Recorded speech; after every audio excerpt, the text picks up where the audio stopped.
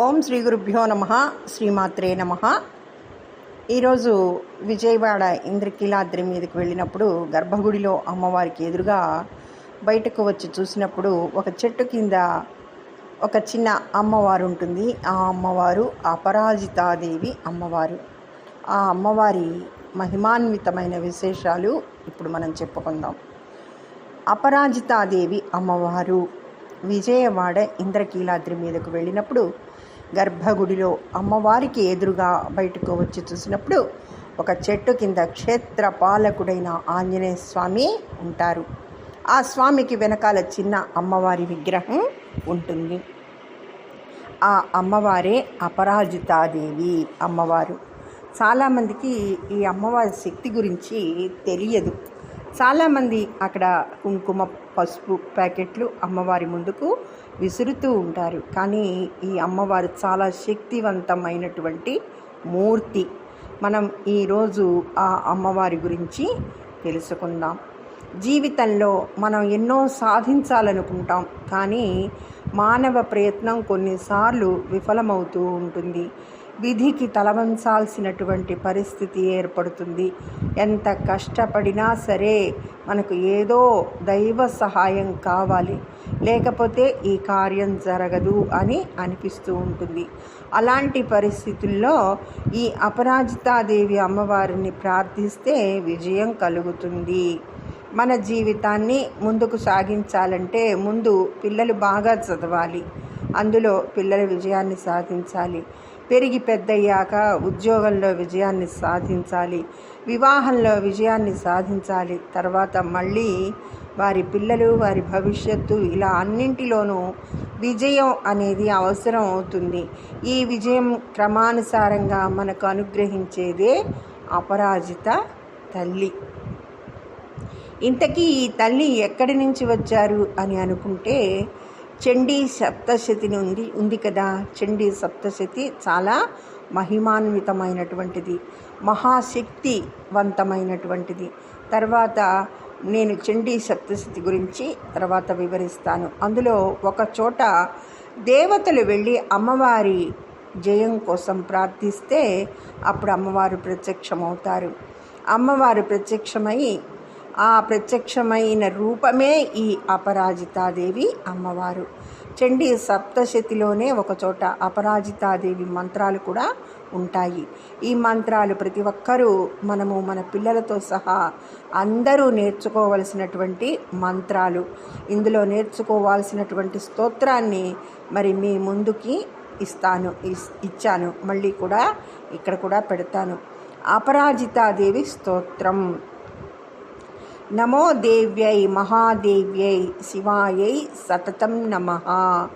నమః ప్రకృత్యై భద్రాయై నేయతాః ప్రణతాః స్మతాం.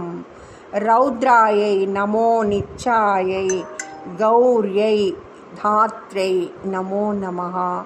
జ్యోత్స్నాయై చేందురూపిణ్యై నమః. సుఖాయై సతతం నమః.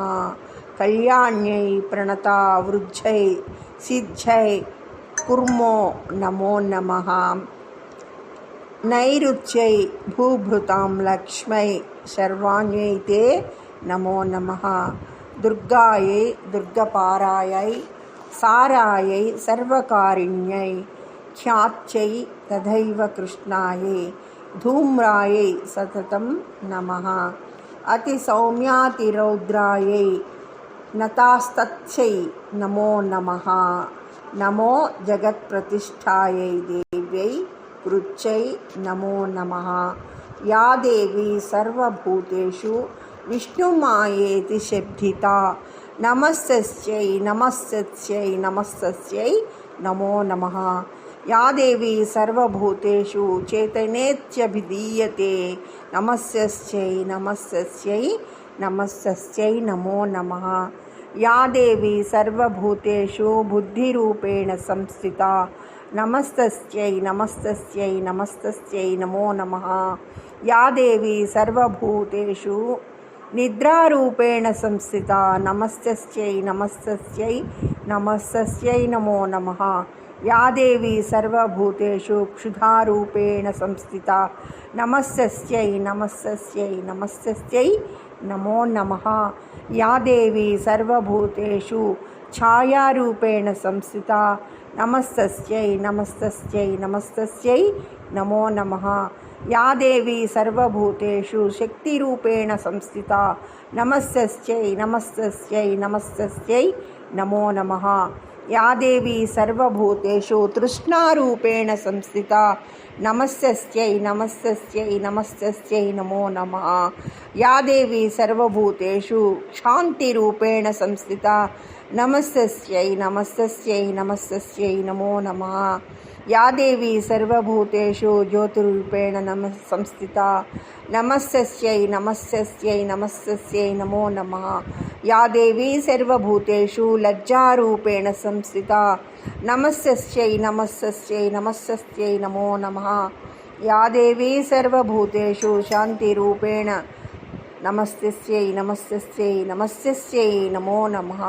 या देवी सर्वभूतेषु श्रद्धारूपेण संस्थिता नमस्तस्यै नमस्तस्यै नमस्तस्यै नमो नमः। या देवी सर्वभूतेषु कान्तिरूपेण संस्थिता नमस्तस्यै नमस्तस्यै नमस्तस्यै नमो नमः। या देवी सर्वभूतेषु लक्ष्मीरूपेण संस्थिता नमस्तस्यै नमस्तस्यै नमस्तस्यै नमो नमः। या देवी सर्वभूतेषु वृत्तिरूपेण संस्थिता नमस्तस्यै नमस्तस्यै नमस्तस्यै नमो नमः। या देवी सर्वभूतेषु स्मृतिरूपेण संस्थिता नमस्तस्यै नमस्तस्यै नमस्तस्यै नमो नमः। या देवी सर्वभूतेषु दयारूपेण संस्थिता नमस्तस्यै नमस्तस्यै नमस्तस्यै नमो नमः। या देवी सर्वभूतेषु तुष्टिरूपेण संस्थिता नमस्तस्यै नमस्तस्यै नमस्तस्यै नमो नमः। या देवी सर्वभूतेषु मातृरूपेण संस्थिता नमस्तस्यै नमस्तस्यै नमस्तस्यै नमो नमः। या देवी सर्वभूतेषु भ्रान्तिरूपेण संस्थिता नमस्तस्यै नमस्तस्यै नमस्तस्यै नमो नमः। इन्द्रियाणामधिष्ठात्री भूतानां चाखिलेषु या भूतेषु सततं तस्यै व्याप्त्यै देव्यै नमो नमः। चितिरूपेण या कृष्णमेतत् व्याप्य स्थिता जगत् नमस्तस्यै नमस्तस्यै నమస్తస్యై నమో నమః. ఇప్పుడు ఈ స్తోత్రానికి క్లుప్తంగా కనుక అర్థం తెలుసుకుంటే మొదటి 2 శ్లోకాలలో అమ్మవారి నామాల గురించి వివరించడం జరిగింది.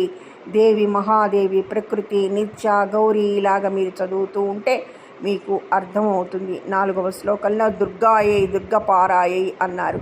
అది అద్భుతమైన నామం. దుర్గా అంటే ఎవరు? భేదించలేనిది అని అర్థం.